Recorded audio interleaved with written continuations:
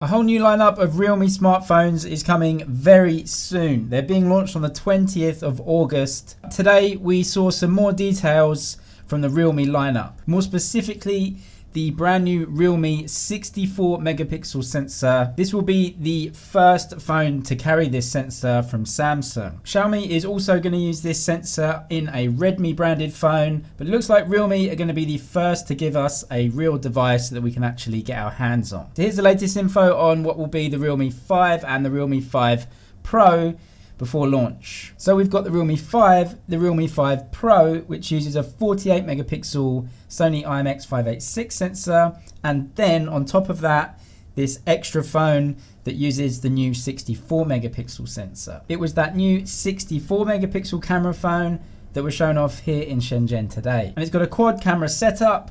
Of course, that brand new 64 megapixel sensor is the main camera. Then you have an 8 megapixel ultra wide camera, a 2 megapixel depth sensor, and a 2 megapixel macro lens. The depth sensor on here will help with those portrait shots. It will help the phone to blur out the backgrounds if you want to do that. And the macro lens will help you get really close to subjects. If you want to take very close up shots, it will keep those in crisp focus. So the benefit of this new 64 megapixel main camera is cleaner, sharper images.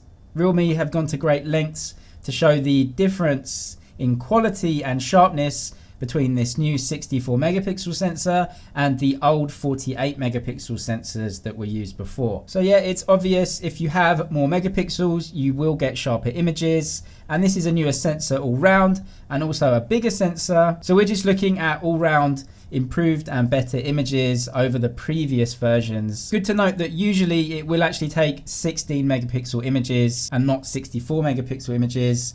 But for the vast majority of what you're going to be doing with a smartphone, that's plenty. What I'm actually interested in more, and was shown off a little bit today, was the HDR capabilities of this phone. HDR, in my opinion, is actually more important than how many megapixels you have, whether it's 16 or 20 megapixels or 64 megapixels that are pixel binned into 16 megapixels. Actually, with HDR, it can help expose your shots perfectly, creating just a better looking image all around. And you can see in some of these shots and the video that the Realme does a really good job with HDR for video and in photo. HDR basically helps the image look better by exposing it properly. Phones are actually much better at this than even really expensive digital cameras. And it looks like the Realme is doing a really good job. So you can see the camera filming it shows the background really blown out there. It's a very bright area and the camera just can't expose it well. But on the Realme, you can see much more color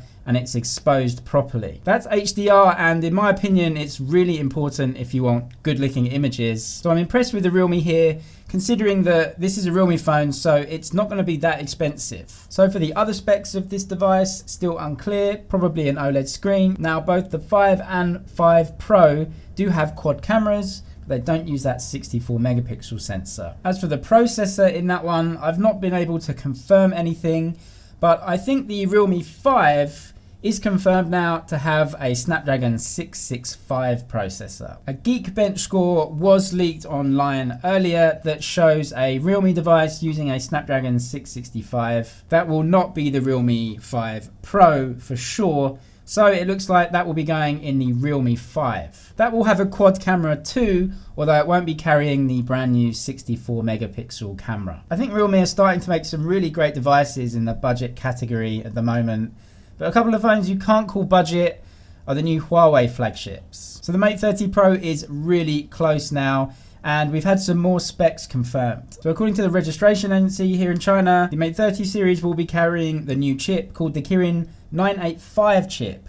I have been calling it the 990, so I'm gonna have to correct myself on that one and call it the 985 going forward. But if the latest leaks are to be believed, the Mate 30 non-Pro variant will have a 6.5 inch screen, and the Mate 30 Pro will carry a 6.7 inch screen.